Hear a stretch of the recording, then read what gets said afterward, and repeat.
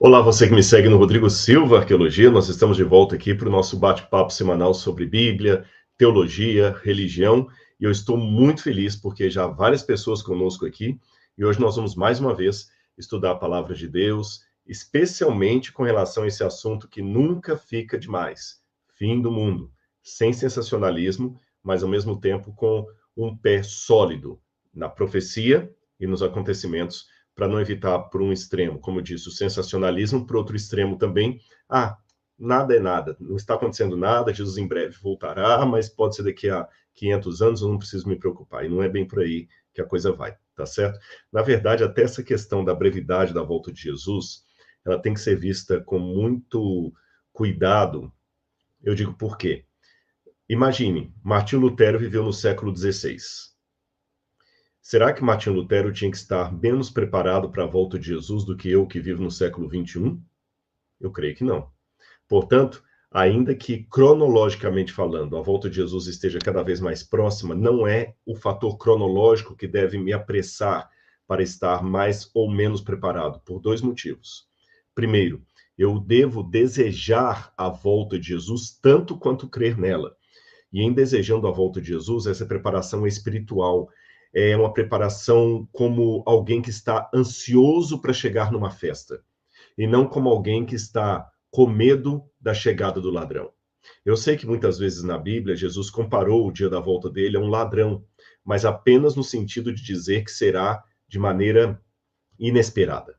O ladrão não avisa: olha, eu estou chegando aqui 10 horas da noite, pode deixar a porta trancada que eu vou tentar arrombar. Não existe isso. Foi essa comparação que Jesus fez. E ao mesmo tempo, se você ler o contexto dessas comparações, dessas analogias da volta de Jesus com o ladrão que aparecem no Novo Testamento, esta é uma realidade dos ímpios, daqueles que não estão preparados. Para eles, a volta de Jesus será como um ladrão. Para os que estiverem salvos, não. Não porque eles têm um cálculo profético, que eles sabem o dia e a hora que vai acontecer, mas é porque eles estão tão ansiosos para ver Jesus voltando, que quando ele chegar, ainda que os pegue também de surpresa, não vai ser como dos ímpios, que será uma surpresa desastrosa, porque eles estão preparados. Você compreendeu? Essa é a questão. A segunda razão pela qual nós devemos amar a volta de Jesus, mais do que ficar presos à cronologia, é o fato de que eu posso morrer a qualquer momento. E, de certa forma, Jesus volta para quem morre, porque você não vai ter uma chance, depois de morto, de acertar as contas com Deus se já não o fez em vida. Pelo menos é assim que eu entendo na Bíblia. O apóstolo Paulo fala que a todos os homens, no caso a humanidade, está determinado morrer uma vez e depois disso o juízo. Está na Bíblia isso. Então, nesse aspecto, ainda que Jesus demore mais 200 anos para voltar, a minha vida pode terminar daqui a 3 minutos. E como é que eu estou preparado? Lembrando o que eu falei originalmente, não é o medo que deve me levar à preparação, mas o amor, a saudade de Jesus, a vontade de estar com ele no céu. Tá bem? Bom, antes de eu entrar no assunto propriamente dito, vamos ver as pessoas que estão com a gente. Só um detalhe importante que eu esqueci de mencionar, porque muitas pessoas deixaram lá: poxa, eu queria ter feito a pós-graduação, que ontem nós encerramos as matrículas, embora que eu ouvi dizer que no site ainda está aberto. Se você entrar lá, você pode se matricular ainda na pós-graduação, tá certo? Parece que tem uma data que eles estão deixando aberto aí, eu não sei quanto tempo, e você ainda pode entrar. Então tem essa chance lá. Não sei por quanto tempo, repito, porque as aulas já começaram, mas ainda dá para pegar quem chegar ali. De qualquer maneira, se você não teve, por qualquer razão, tempo, recurso financeiro, condição de fazer a pós-graduação, você pode fazer parte do Bíblia Comentada. Você pode assinar a plataforma e tem muito conteúdo ali. Alguém esses dias mandou uma mensagem assim: olha, tem alguém que está muito chateado, por que o Bíblia Comentado tem que ser vendido? Se é palavra de Deus, tem que ser de graça. A pós-graduação também tem que ser de graça. Bom, vamos levar em consideração alguns elementos. Em primeiro lugar, nós já colocamos muita coisa de graça na internet. Olha o vídeo que você está assistindo agora. Quanto que você está pagando por ele? Nada. Eu não cobro nenhum tostão para dar palestra em igrejas, em lugares onde eu vou. Pergunte aí quem já me levou na Igreja Assembleia de Deus, da Batista, eu nunca cobro. Eu nunca cobro. Exceto, é claro, a passagem de avião para ir, se o lugar for longe, um hotel, alguma coisa assim. Mas salário por isso, não. Tem muito material meu na internet. Então, esse é o primeiro ponto. Segundo ponto, muito que nós recebemos de graça, às vezes não valorizamos. E os mesmos que às vezes falam assim, eu não aceito pagar uma plataforma bíblica, mas ele aceita pagar um Netflix para ter filme de todo tipo. Então, quer dizer, qual que é o critério? Por que que o Netflix eu posso pagar para ter filme secular, mas ter uma assinatura da Bíblia, eu não posso porque é errado. Terceiro, para fazer aqui, olha, alguém colocou aqui uma mensagem, mas eu acabei perdendo, se conseguir achar de novo, meu bem. Terceiro, para colocar um trabalho de qualidade no ar, foi o Pedro Paixão. Eu sigo e acompanho seus trabalhos e, graças a Deus, tenho aprendido muito. Obrigado, Pedro, pelo seu testemunho. Muito obrigado. A Linda Guimarães também, eu faço Bíblia Comentada e sou muito grato. Obrigado, Linda.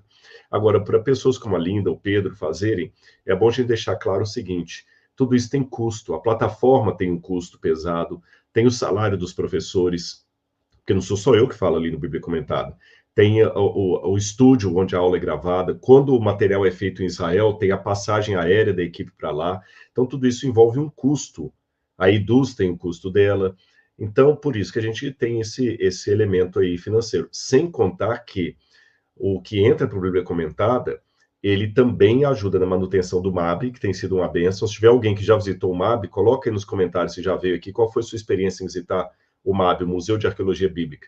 Fora as ações sociais que o Bíblia Comentada já tem feito. Mandamos agora uma grande quantidade de recursos financeiros, todo um mês de lucro para o Rio Grande do Sul. Estamos com outras tarefas de ajuda, então não para por aí. Então, o que você está investindo numa plataforma como Bíblia Comentada, não é que você está mercantilizando a Bíblia Sagrada, não. Você está valorizando o estudo da Bíblia e o seu recurso está indo para causas tão nobres quanto, além de estar se beneficiando.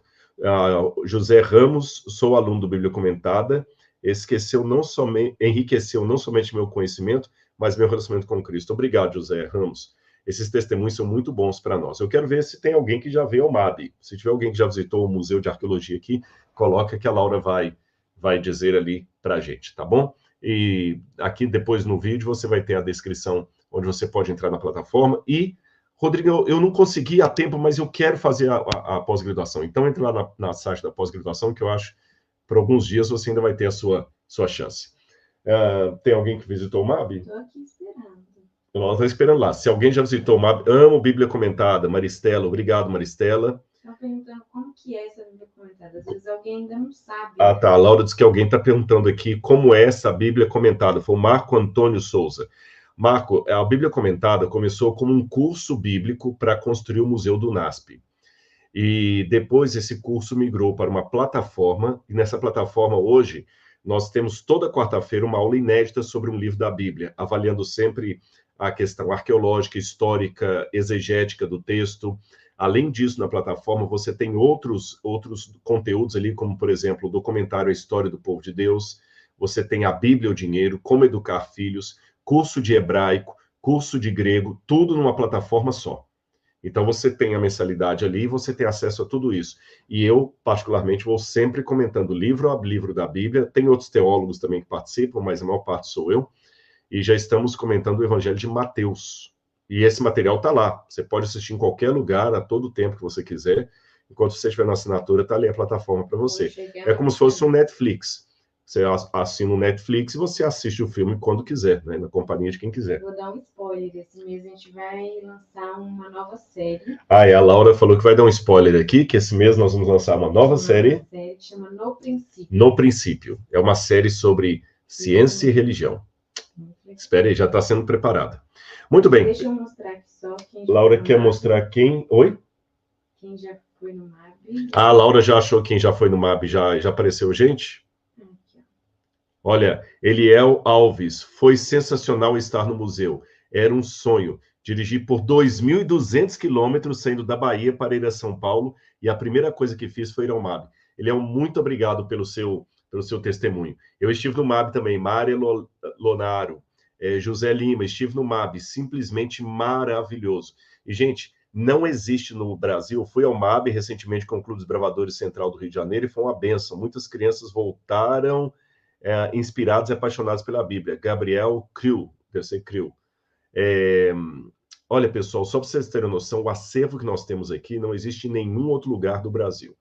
Então, tudo isso o Bíblia Comentada ajuda a manter também, tá bom? O último aqui, Cláudia Sarro, sou aluno do Bíblia Comentada, essa plataforma é maravilhosa, vale a pena estudar com esse pastor estudioso extraordinário. Glória a Deus, sou católica e tenho uma gratidão imensa aos amigos adventistas e demais. Muito obrigado, Cláudia. Só corrija, aos irmãos adventistas, porque todos nós, independente da religião ou não religião, que alguns nem têm religião, somos filhos de Deus, né? Herdeiros do reino, filhos por pai, por parte de pai, o Pai Celestial. Que Deus abençoe você, reze por nós, tá bem?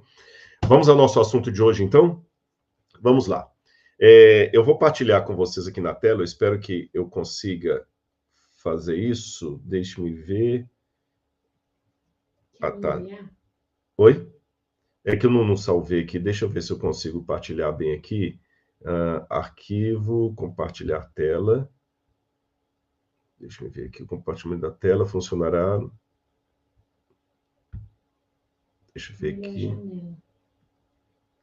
Então, aqui a janela. Vamos ver.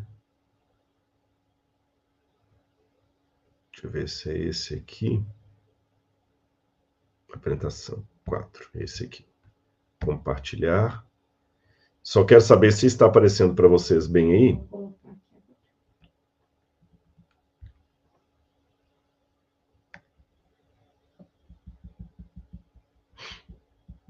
Pronto. Eu não estou me vendo aqui, mas o pessoal está me vendo bem aí em casa? Sim, você colocou como apresentação? Apresentação. Aí sim que eu passar aqui. Laura vai me dizer se vocês estão vendo ou não, porque agora eu perdi a minha visão aqui. Aqui não está aparecendo como apresentação, mas... Está aparecendo como? O PowerPoint mesmo. Mas aí está aparecendo os slides de baixo, não tem como colocar todo?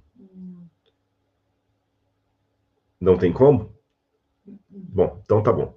Aqui vocês estão vendo o livro que eu quero comentar, The Adam and Eve Story, de Chan Thomas.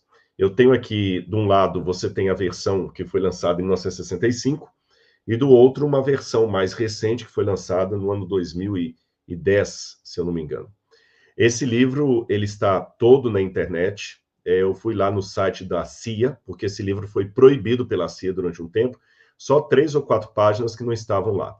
Até aqui você pode ir no www.cia.gov, Reading Room, você vai achar o livro ali. Ele tem todos os capítulos dele. São o próximo cataclismo. Você está passando? Estou passando. Aí não passou, não? Não, então deu algum problema aqui. Espera aí que eu estou passando e ele não está passando para vocês. Agora sim. Agora sim? Uhum. Pronto. Agora está passando, né? A próxima seria Sim, mas eu acho melhor a gente salvar esse arquivo. Tá, deixa eu ver aqui. Então, deixa eu interromper o compartilhamento aqui. Laura... Eu já interrompi. Já interrompeu? Uhum. Então, deixa eu me salvar aqui. Só um segundo, pessoal. Vou fazer isso aqui agora, então. Que eu não ia usar a apresentação. Deixa eu botar aqui. Procurar. Vamos ver aqui, 2022.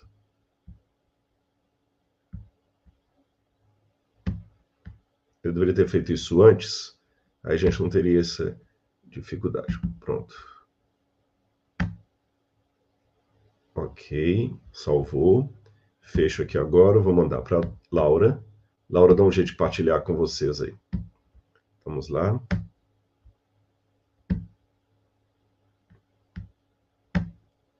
Dois mil e 22. Salvei numa pasta aqui.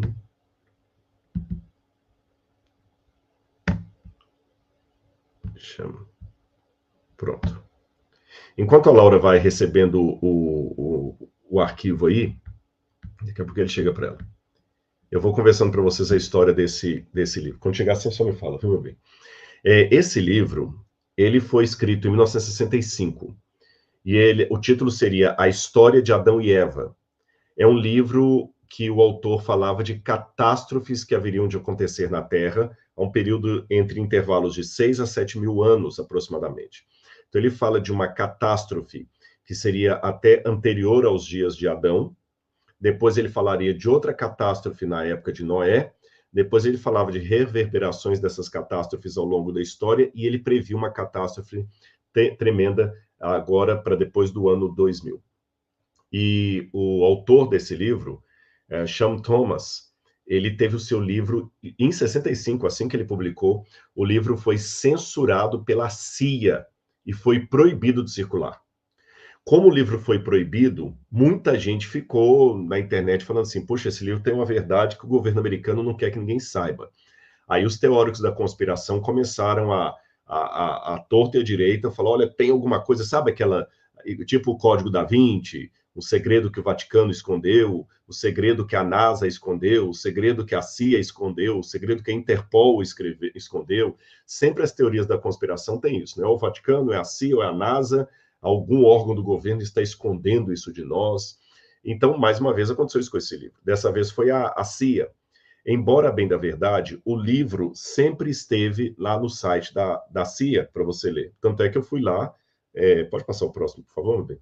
E achei o livro. Se você entrar lá no www.cia.gov/reading room, você vai encontrar o livro. Inclusive, eu deixei aí já. A Laura vai colocar o link no chat aí. Você tem todo o índice dele. Então, primeiro ele fala da próxima catástrofe, depois ele fala do grande dilúvio, depois ele fala do... Desculpa, está muito pequenininho para mim aqui. Da história. Da história, a história, depois o evento, e Gênesis, aí vem a conclusão. E ele faz uma salada de frutas tremenda, mas nós vamos chegar lá daqui a pouquinho. Próximo slide. Aí é o site da NASA onde você vai entrar. Quando você entrar naquele link que ela... Volta um antes, por favor. Quando você entrar naquele link que a Laura vai passar para vocês, vai cair nesse site da CIA. Aí você digita lá no Search Carry, você digita o nome do livro. The Story of Adam and Eve Story. Aí, próxima página. É que eu fiz o passo para você descobrir. Aí você vai cair nas duas versões do livro. Totalmente bloqueado, e no outro tá aí. Adam and Eve Story. Você clica e o livro vai aparecer todinho para você, tá bom? Você pode ler o livro, por curiosidade. E eu li o livro para preparar essa aula. Por quê? Eu percebi que está tendo todo um glamour em torno desse livro nos Estados Unidos. Muita gente está indo atrás dele. Pode já voltar aqui, meu bem, por favor? Pode voltar na minha tela cheia. Todo um glamour em torno desse livro.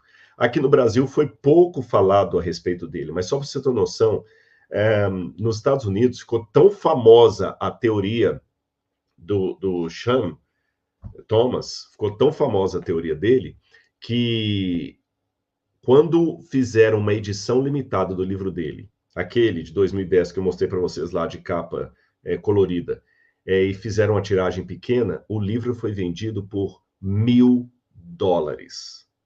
$1.000, e muita gente pagou $1.000 no livro, sendo que o livro estava até de graça na CIA.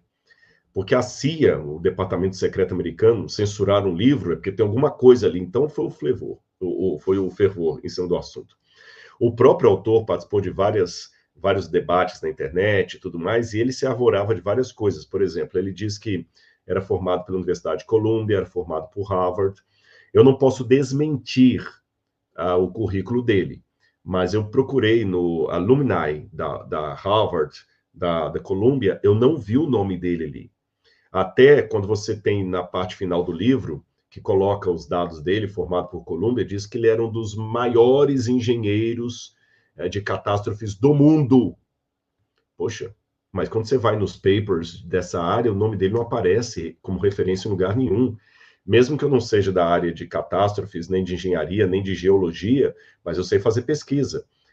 Quando o camarada diz que ele é um dos maiores do mundo e o nome dele não é referenciado em nenhum artigo, nem nada, não tem outros livros publicados, a não ser 2 livros dele, e totalmente sensacionalistas, eu achei meio estranho. Outra coisa que eu achei estranho no livro dele, embora eu não saiba dizer nada sobre magnetismo da Terra, essa é a principal tese dele. Ele fala do magnetismo da Terra e da inversão de polos, que os polos da Terra estão movendo e por isso geram as catástrofes. O pouco que eu já li sobre isso na internet, eu já vi cientistas falando que realmente parece que os polos da Terra estão invertendo-se, outros acham que isso não faz sentido, mas como não é minha área de expertise, eu não tenho como dizer para vocês nada a esse respeito. Mas eu posso suspeitar quando algo não parece ter uma fundamentação teórica bem estabelecida. Quando você vai nesse livro da história de Adão e Eva, ele não dá referências acadêmicas para nenhuma afirmação que ele faz. Isso é uma preocupação muito séria para quem está fazendo afirmações muito fortes. Eu procuro sempre nos meus livros, quem já leu a enciclopédia histórica da vida de Jesus que eu tenho, ou o Ceticismo da Fé, vocês podem perceber que eu sempre procuro citar fontes primárias. Antes de entrar nessa live com vocês aqui, eu estava acabando de revisar um artigo que eu estou escrevendo com 2 professores aqui, sobre as estatuetas cananitas e judaítas do 9º ao 6º século de nossa era, chamadas estatuetas pilares, que nós temos no nosso museu. Só de referências de rodapé, foram mais de 40 autores que eu citei ali, isso para um artigo científico. E um livro que fala coisas tão fortes, ele não cita ninguém. Assim, cita o Timeu, quando ele fala lá de Sócrates e de Platão nesse caso, ele cita o Timeu, mas assim, só o Timeu tal, mas ele não cita nenhum dos referenciais teóricos. Ele agradece no livro a 3 consultores do governo que o ajudaram, mas não dá o nome de nenhum deles. E depois que o livro foi censurado, ainda nos anos 60, 69 para 70, ele foi contratado, de fato, pela agência espacial McDonnell Douglas, porque eles estavam fazendo pesquisa sobre UFO. E o gerente que o contratou falou que ele era uma pessoa, assim, realmente fora da caixinha. Então, ele queria alguém assim. Eles estavam fazendo pesquisa sobre UFO. Mas isso não dá degree para ele, porque ele não tem nenhum artigo científico publicado na área dele. Ele dizia que ele era extrasensorial, que ele conseguia conversar com ETs, que ele tinha visões. Então, isso aí já me levanta muita suspeita a respeito do conteúdo do livro. Agora, apesar disso, eu resolvi ler o livro, porque, como foi uma febre nos Estados Unidos, eu falei, daqui a pouquinho esse negócio está chegando no Brasil. De fato, eu só vi até agora o jornal O Povo e o Globo, que fizeram uma matéria sobre ele. O Globo e esse jornal O Povo, falando assim, o título da matéria é Livro proibido pela CIA anuncia o fim do mundo, a catástrofe.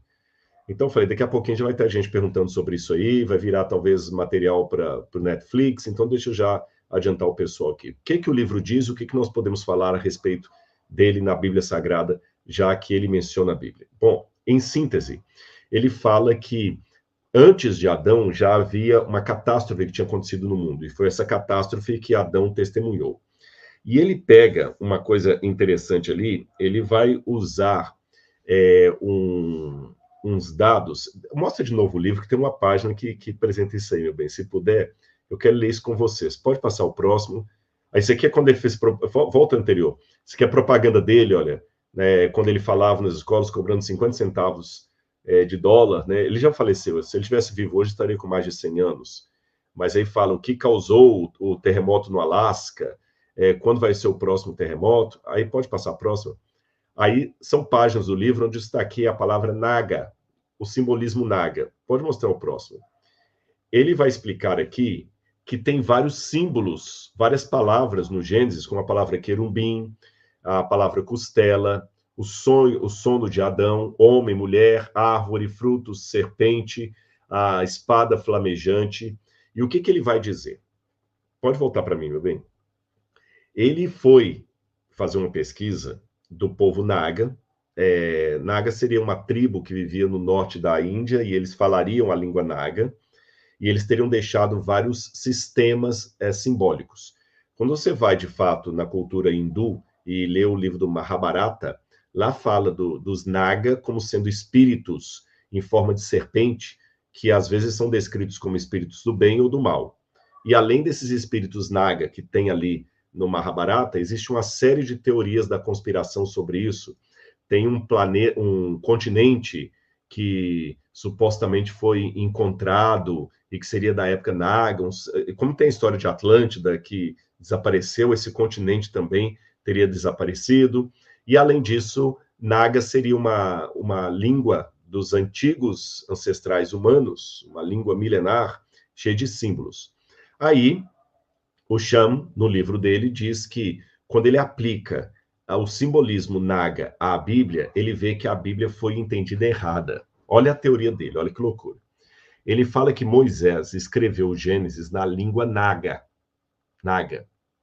mas que quando Esdras foi fazer a tradução do livro do Gênesis da língua Naga para o hebraico, Esdras cometeu um erro, um equívoco, porque coisas que eram para ser entendidas de maneira simbólica, serpente, costela, homem, mulher, Adão, Eva, etc., Esdras entendeu de maneira literal. Então, segundo a tese desse livro, a versão que nós temos na Bíblia de Adão e Eva é uma tradução equivocada de um original que tinha outro sentido. Vou parar por aqui já para fazer a pergunta óbvia que muitos de vocês devem estar fazendo. De onde esse homem tirou essa ideia? Aí que eu falo da fundamentação teórica. Onde é que está o manuscrito Naga de Gênesis? Ele não faz menção nada, nem fotografia, nada. Aí daí ele começa a viajar na maionese, desculpa a sinceridade. Ele começa a dizer, por exemplo, que Adão representava a terra. Adão era a terra. A serpente era o oceano em torno da terra. A árvore da vida era um continente na terra. Então, essa serpente, que era o oceano, acabou inundando a árvore da vida, que era um continente. Esse continente se perdeu e alguns sobreviveram. E quem sobreviveu? Aí você vai achar mais estranho ainda. Eva, que na versão dele não era a mulher de Adão, mas a filha de Adão. Porque ele diz que quando fala que Eva foi tirada da sua costela, na língua Naga, costela quer dizer que ela foi tirada do seu órgão genital. Logo, ela seria a sua filha. Então, Eva, a filha de Adão, seriam sobreviventes à grande catástrofe que houve na Terra, porque o eixo da Terra, os polos começaram a mover, e dali a mais ou menos. E isso aconteceu, no cálculo dele, 6.000, 7.000 anos antes do dilúvio. Tá certo? Aí, depois disso, que veio o dilúvio. 7.000 anos depois. Aí, agora, nós estamos vivendo na iminência de outros 7.000 anos. Entre uma coisa e outra, houve pessoas iluminadas que alertaram a Terra contra essas catástrofes. Entre eles, você tem Confúcio, você tem Buda e Jesus. Aliás, ele chega ao ponto de mencionar no livro que Jesus foi iniciado na Índia, de forma espiritual, voltou para Israel com conhecimento hindu, conhecimento do povo Naga, só que Jesus foi crucificado e ETs tiraram Jesus da cruz e o levaram para o céu. Jesus foi libertado por ETs. ETs com os quais o próprio autor dizia ter conversa. Eu sei que você deve estar pensando assim, o que esse camarada fumou para poder escrever toda essa coisa aí? Eu vou fazer uma pergunta mais séria para mim. Como é que alguém escrevendo um livro desse conteúdo consegue ter o seu exemplar vendido a $1.000? Eu não entendo. Eu não entendo, você entendeu? $1.000 dá quase R$6.000. Como é que o camarada conseguiu ter o seu livro vendido a $1.000? $1.000. E como é que virou uma coqueluche? Aí eu confesso até uma certa frustração, porque vocês vão entender a frustração. Eu faço de tudo para ensinar a Bíblia através da arqueologia, vou para Israel, faço escavação, publico artigo científico, dou aula, estudo línguas, e aí vem um sujeito e faz todo um negócio desse assim, consegue um destaque, que não é que eu queria para mim não, mas a mensagem que estou apresentando, ela é muito mais séria. E ufólogos apaixonam pelo que ele fala e tudo mais lá, e vai por aí afora, né? Deixa eu ver se eu notei mais alguma coisa dele aqui. Interessante, já que eu falei de ufólogos, os próprios ufólogos que trabalharam com ele na década de 60 diziam que ele era tão louco que ele falava coisas que os próprios ufólogos desconfiavam. E alguns ficavam frustrados pela falta de exercício científico da parte dele. Bom, já dei para vocês aqui um um vislumbre do livro. E agora vamos à Bíblia Sagrada e à posição cristã que nós podemos ter diante de tudo isso. Será que realmente as catástrofes ecológicas são um indício do fim?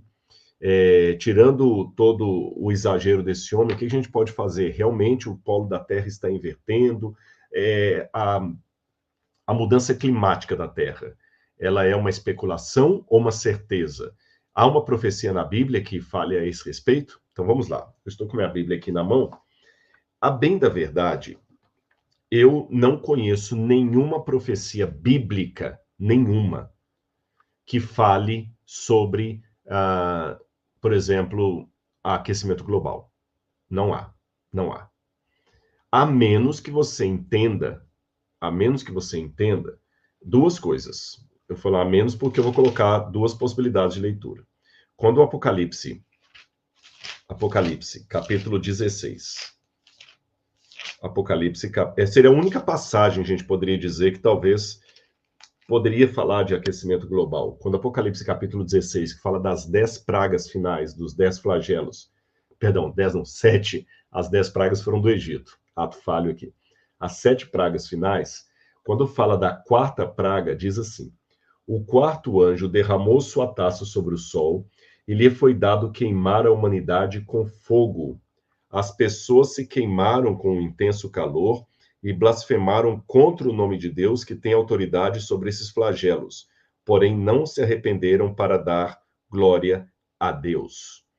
Então fala o seguinte, que o sol foi dado queimar a terra com fogo e as pessoas se queimaram com um intenso calor. Seria isso um indício da camada de ozônio sendo quebrada? Eu tenho duas maneiras de entender isso aqui, vou colocar para vocês as duas formas, tá certo? Há teólogos que entendem que isso aqui é apenas simbólico, que não significa algo literal, o Sol, a camada de ozônio, e que é algo que vai dar no período da grande tribulação, ou no período do fechamento da porta da graça, não é algo que nós possamos ver hoje. Outros dizem que há algo de literalidade nessas pragas, nesses flagelos, que eles são tão históricos e literais como foram as pragas do Egito. Aqueles que têm uma visão conservadora da Bíblia entendem que quando Deus fala que o Nilo se tornou em sangue, que houve trevas na terra de Faraó, que havia gafanhotos espalhados pela terra, que aquilo aconteceu mesmo, não era um simbolismo do livro do Êxodo. E que essas pragas últimas serão de mesma natureza daquelas que foram no Egito. Só, evidentemente, não podem ser pragas universais, senão o planeta realmente desaparece. Agora, em que pese o fato, e eu concordo com ele, que essas pragas têm, letra A, uma assinatura que só Deus pode dar. Então, não posso falar que essas pragas são mero fruto das catástrofes humanas, porque o Apocalipse diz que o anjo que traz esses flagelos, ele vem direto do santuário de Deus. Está aqui, Apocalipse 16, versículo 1. Ouvi uma voz forte vinda do santuário dizendo aos 7 anjos: vão e derramem sobre a terra as 7 taças da ira de Deus. Então, é Deus intervindo na história. É claro que a maneira de Deus intervir na história pode se dar de 3 maneiras. Deus pode intervir na história diretamente, por exemplo, o dilúvio. Foi Deus que mandou o dilúvio e destruiu a humanidade. Ele agiu diretamente.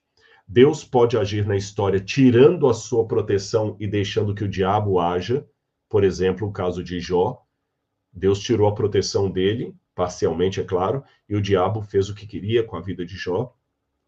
E uma terceira maneira que Deus tem de agir na história é deixando que a humanidade também arque com as consequências do seu erro, do seu pecado, tá certo? E algumas vezes na história, as 3 coisas aconteceram. Por exemplo, no caso de Saul, Deus tirou a unção de Saul, o rei Saul, o diabo o atormentava com o espírito, e ao mesmo tempo que uma passagem da Bíblia fala que era um espírito demoníaco que o atormentava, no outro diz que era um espírito da parte do Senhor, e ao mesmo tempo Saul também colheu a consequência das suas próprias decisões.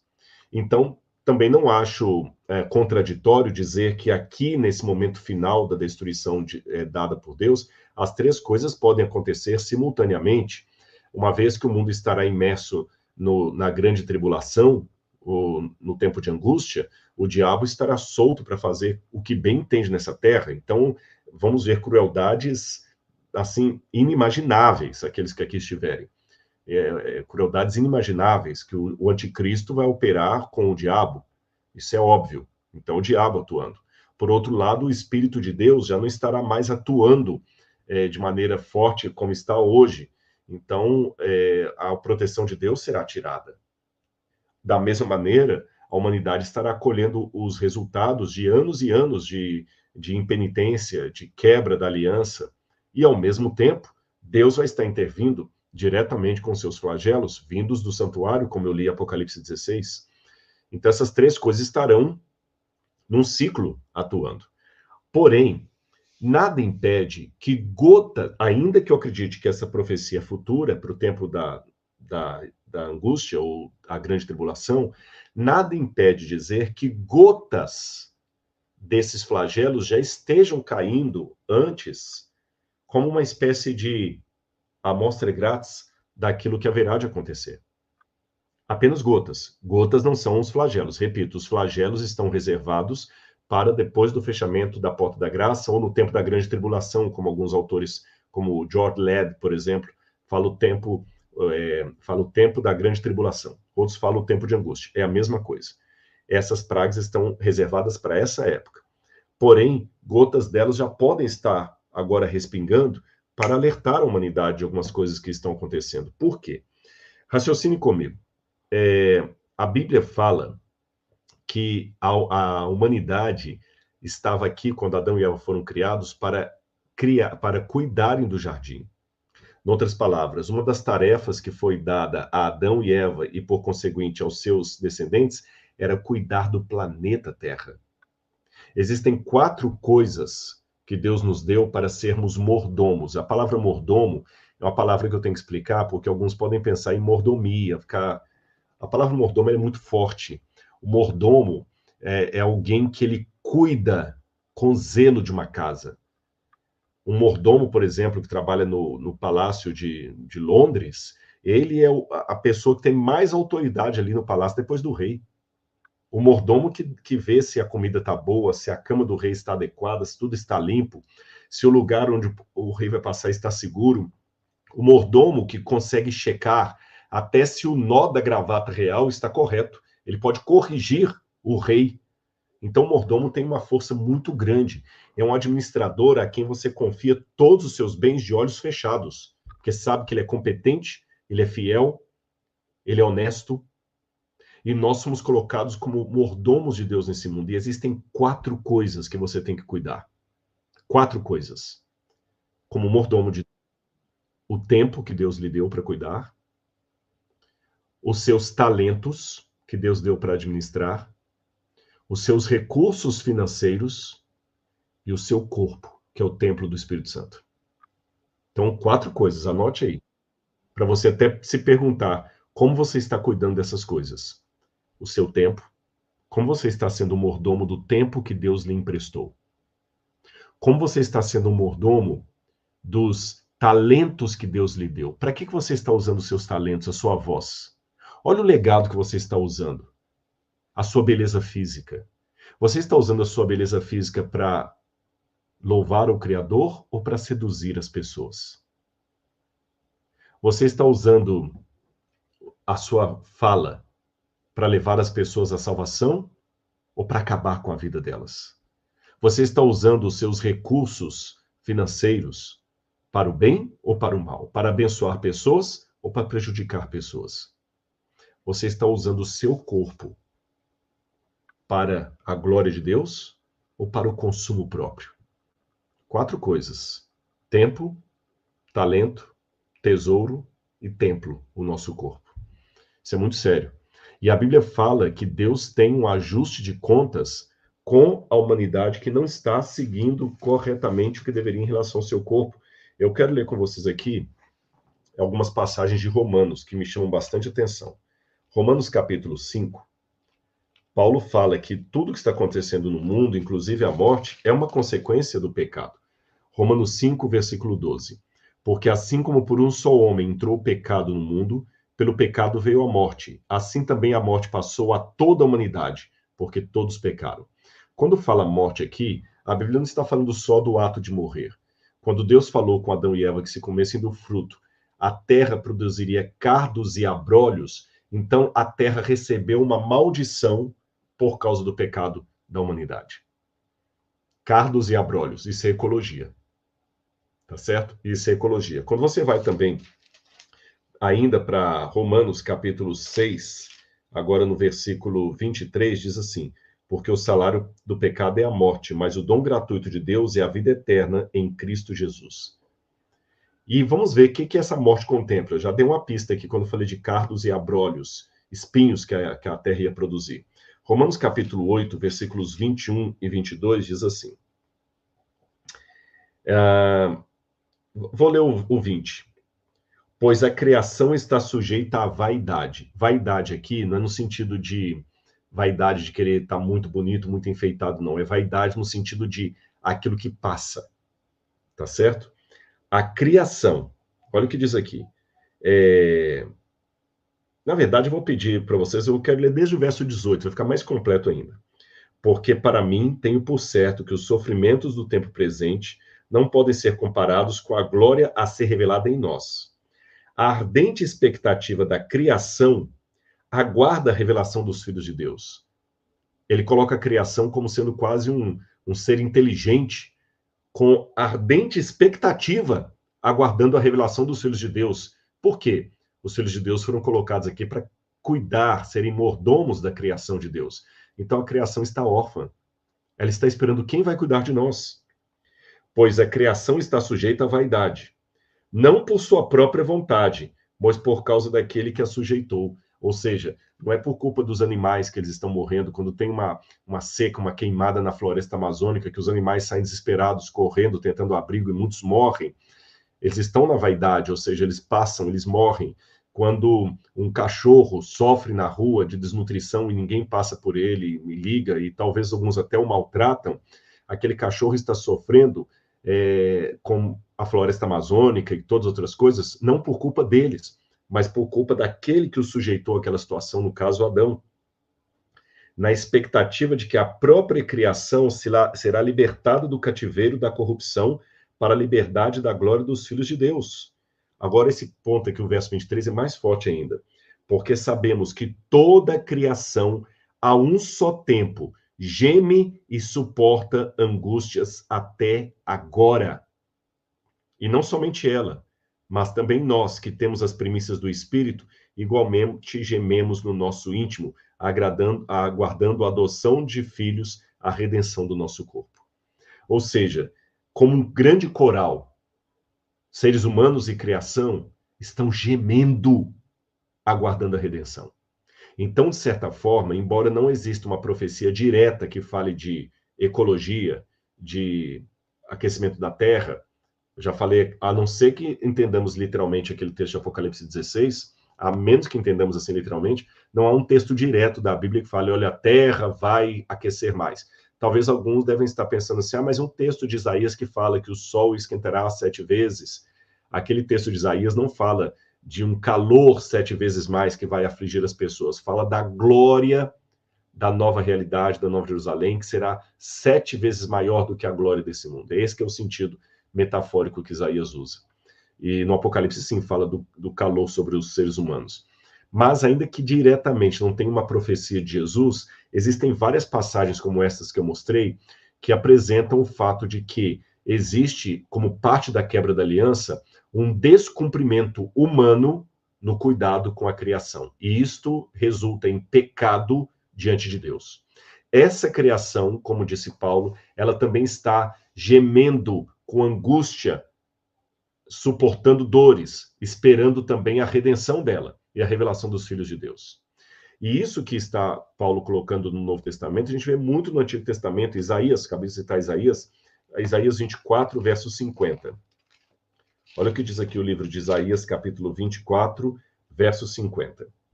A terra vai cambalear como um bêbado e balançar como uma cabana. A sua transgressão pesa sobre ela. Ela cairá e nunca mais se levantará. Naquele dia, o Senhor castigará nas alturas os exércitos celestiais, e na terra castigará os reis da terra. É lógico, cuidado Quando fala que a Terra cambaleia, não pensa que isso aqui é uma comprovação bíblica de que o polo da Terra realmente está cambaleando. Não é esse o sentido. Isaías está falando que a Terra cambaleia como um bêbado, ele está falando como uma figura de linguagem. E Deus vai vir para punir os crimes que são feitos aqui, inclusive contra a Terra. Isaías 51, versículo 6, também diz isso. Quer ver? Olha.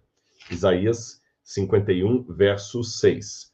Levantem os olhos para o céu e olhem a terra aqui embaixo, porque os céus desaparecerão como fumaça, e a terra envelhecerá como roupa. Os seus moradores morrerão como mosquitos, mas a minha salvação durará para sempre. Mais uma passagem que eu quero ler com vocês. Jeremias, capítulo 12, verso 4. Jeremias, capítulo 12, versículo 4. Diz aqui, olha. Até quando a terra estará de luto e secará a erva de todo o campo? Os animais estarão morrendo por causa da maldade dos moradores da terra, que dizem, Deus não vê aquilo que nos espera. Essa passagem de Jeremias, para mim, é muito forte. Isso aqui é ecologia pura. Olha bem, até quando a terra estará de luto e secará a erva de todo o campo? Seca. E por que vem essa seca? Os animais e as aves estão morrendo por causa da maldade dos moradores da terra, que dizem, Deus não vê aquilo que nos espera. Ou seja, aqui está mostrando um tipo de seca que não foi dado diretamente por Deus, mas é fruto da maldade dos moradores da terra. Então, se estamos vendo seca, embora não tenha uma profecia direta sobre isso, há muitas passagens da Bíblia que aludem a isso como resultado de uma transgressão humana que receberá o juízo de Deus. Então, isso é muito sério. E antes que você fale assim, mas eu estou tranquilo, Rodrigo, porque eu não boto fogo na floresta amazônica. Eu não sou o governo que estou negligenciando as queimadas. Eu não mato os animais em série. Nunca atirei nem num passarinho. Eu estou bem. Mas como é que está a coleta do lixo na sua casa? Você recicla? Você separa o lixo reciclável do não reciclável? Você, quando está na rua, você procura uma lixeira para jogar um papel que você está comendo alguma coisa, ou você joga em qualquer lugar? Já está sujo mesmo. Não vai fazer diferença se eu procurar uma lixeira. Onde é que você joga os dejetos? Como é que está a sua economia da água? Como está a sua parte? Ou você também, assim como os moradores da terra diziam, Deus não vê aquilo que nos espera, muita gente também hoje se refugia. Eu fazer alguma coisa não vai fazer diferença nenhuma. Cuidado. Eu não posso subscrever as catástrofes que Sean Thomas escreveu no livro dele. Mas a Bíblia fala que catástrofes acontecem, algumas porque Deus manda diretamente, outras porque ele tira o poder dele de proteção e o diabo age, e outras porque o próprio ser humano as comete. Quer ver mais uma passagem? Oséias capítulo 3, versículos 1 a 3. Oséias capítulo 4. Oséias 4, 1 a 3. Deixa eu ler para vocês aqui. Filhos de Israel, escutem a palavra do Senhor, porque o Senhor tem uma controvérsia com os moradores da terra. Não há verdade, nem amor, nem conhecimento de Deus, mas apenas juramento falso, mentira, assassinato, roubo e adultério. Há violência e homicídios sobre homicídios. Por isso a terra está de luto, e todos os seus moradores desfalecem, juntamente com os animais do campo e com as aves do céu, e até os peixes do mar estão morrendo. Então, em grande medida, as catástrofes que estão acontecendo na Terra são sinais de Deus, sim, que alguma coisa não está bem. Que nós não estamos cuidando como deveríamos da criação de Deus. E Deus vai trazer juízo. Quer ver? Olha o que diz em Apocalipse, capítulo 11. Apocalipse, capítulo 11, versículo 18. Na verdade, as nações se enfureceram. Olha, homicídio sobre homicídio, guerra sobre guerra. As nações se enfureceram.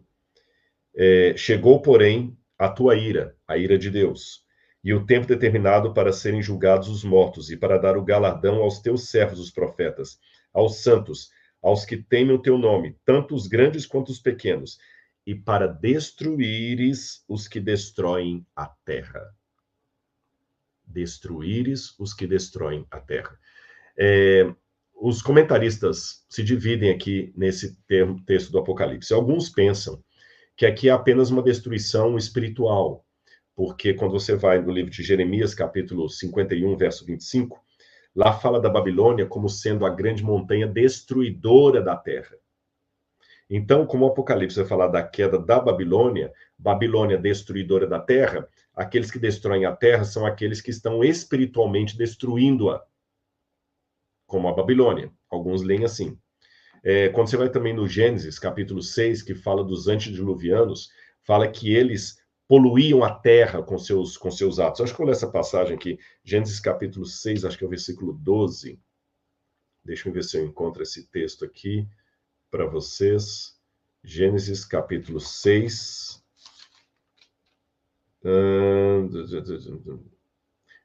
Aqui, olha, o verso 11. A terra estava corrompida à vista de Deus e cheia de violência. Deus olhou para a terra e eis que estava corrompida, pois os seres vivos haviam corrompido o seu caminho na terra. Então Deus disse a Noé, resolvi acabar com todos os seres humanos porque a terra está cheia de violência por causa deles. Existe um segundo grupo de comentaristas ou teólogos, eu estou dentro desse segundo grupo, que acha que o fato de haver uma destruição espiritual da terra não inibe a leitura ecológica de Apocalipse capítulo 11. Por quê? Porque uma das coisas que os pré-diluvianos fizeram foi mexer na ecologia do planeta. Quando houve a mistura dos filhos dos homens das filhas dos homens com os filhos de Deus, que não tem nada a ver com o anjo coabitando com o ser humano, conto isso numa outra oportunidade, mas não é relação de humano com anjo. Ali a Terra foi realmente bagunçada, inclusive na sua genética. Quando fala que a Babilônia vinha destruindo a Terra, embora fale realmente no sentido espiritual, tem também uma destruição física. A Babilônia destruiu Jerusalém, destruiu o templo, destruiu as florestas para atacar. Então, para mim, em que pese o fato de Deus estar falando no sentido espiritual, ele não nega também o sentido ecológico de Apocalipse, capítulo 11, verso 18. Ou seja, Deus está a ponto de destruir os que destroem a terra. Agora, o curioso, aí sim eu posso fazer uma diferença, é que em todas as destruições da terra que houve no passado, seja dos antediluvianos, seja da Babilônia, seja de Roma, seja qualquer catástrofe, essas destruições sempre eram locais. Aqui fala que os seres humanos destroem a terra, regê em grego, quer dizer, o planeta. E hoje nós temos tecnologia, arma de destruição em massa e crises ecológicas o bastante para destruirmos a terra. Então, irmãos, nós estamos realmente na iminência de um acerto de contas com Deus. Eu não gosto de pegar recortes de jornal para ficar dizendo Jesus em breve voltará, porque vai acontecer guerra, vai acontecer isso. Eu prefiro almejar a volta de Jesus e ficar atento a esses crimes que são cometidos e procurar, pela graça de Deus, não cometê-los em escala menor. Porque quando Cristo vier, ele vai ter um ajuste de contas com o governo que negligencia as queimadas na floresta amazônica. Mas ele também vai ter um ajuste de contas com aquele que desprezou seu irmão, que maltratou um cachorrinho na rua. Ele também vai ter um acerto de contas. Não pense que você, só porque você chutou o cachorro, que você está menos culpado perante Deus do que um governo que deixou queimar a floresta amazônica. Deus tem um acerto de contas com você também. Mesmo que eu não seja alguém que produziu a morte de milhões de pessoas numa catástrofe, mas se eu deixei um faminto morrer de fome, eu também tenho um acerto de contas com Deus. Portanto, meus queridos, eu não gosto do sensacionalismo, mas eu também não gosto do comodismo. Não posso subscrever as ideias do livro de Sean Thomas. É um livro sensacionalista, que eu trouxe à baila aqui apenas para explicar a vocês. Mas a Bíblia que eu tenho em minha casa diz que a humanidade tem uma dívida com Deus, em termos ecológicos também. A boa notícia é que essa dívida foi paga na cruz do Calvário por Cristo Jesus. Todos os pecados que nós cometemos, nós podemos tê-los perdoado perdoados se aceitarmos a graça de Cristo em nossa vida. Mas não brinquemos com a nossa salvação. E enquanto ele não vem, sejamos mordomos fiéis. Chama minha atenção que em Mateus capítulo 24, quando Jesus fala das guerras, das catástrofes, essas coisas, ele sempre diz, olha, não assustem, é necessário isso acontecer, mas ainda não é o fim. Quando ele fala dos ímpios, é que ele diz, muitos homens desmaiarão de terror na expectativa das coisas que sobrevirão ao mundo, porque até os poderes dos céus serão abalados. Mas vocês não. Quando vocês virem acontecer essas coisas, estou aqui citando de memória Lucas capítulo 21, quando vocês virem acontecendo essas coisas, ergam a cabeça de vocês e deem glória, porque a redenção se aproxima. Então, se está acontecendo agora essa iminência de uma catástrofe no mundo, ergam a cabeça, porque a redenção se aproxima. Mas quando eu vou em Mateus 24, eu percebo atenção que logo depois disso, Jesus conta uma série de parábolas, não preocupado com o que está acontecendo no mundo, mas sempre com o que está acontecendo dentro do povo de Deus. A parábola dos talentos, a parábola das 10 virgens, a parábola do joio e do trigo, a parábola do servo fiel e do servo infiel, tudo isso são realidades de dentro do povo de Deus. Então a pergunta que eu faço, lendo o Apocalipse, lendo a profecia de Jesus a respeito do fim dos tempos, é a seguinte, depois que Jesus falou das catástrofes, ele narrou como estaria o povo de Deus, dividido em duas alas, o joio e o trigo, o servo fiel e o servo infiel, o que multiplica talentos e o que guarda talentos. O que tem o azeite como a virgem prudente e o que não tem o azeite do Espírito como a virgem nécia. Aí eu pergunto, de que lado você está? Você é o servo fiel e prudente, que trabalha a terra porque o seu Senhor em breve voltará? Ou você é aquele servo que bate nos seus irmãos porque você acha que o seu Senhor nunca voltará? Você é aquele que está multiplicando seus talentos para a honra e glória do Senhor, ou você está enterrando os seus talentos? Ou pior ainda do que enterrar os talentos, multiplicando-os para o mal. Você é uma virgem prudente que tem o azeite do Espírito em sua lamparina, ou uma virgem nécia que não levou azeite e quando o noivo tardou, acabou ficando no escuro? Você é joio ou você é trigo? Pense nisso e responda para si mesmo em oração, numa conversa franca e honesta com Deus. Que o Senhor Jesus abençoe a todos vocês, que dê a todos nós discernimento para lermos a sua palavra sem sensacionalismo, sem teoria da conspiração, mas ao mesmo tempo sem comodismo, sem um sono espiritual que pode levar à morte. Um grande abraço, fiquem na paz de Jesus. Tchau, tchau.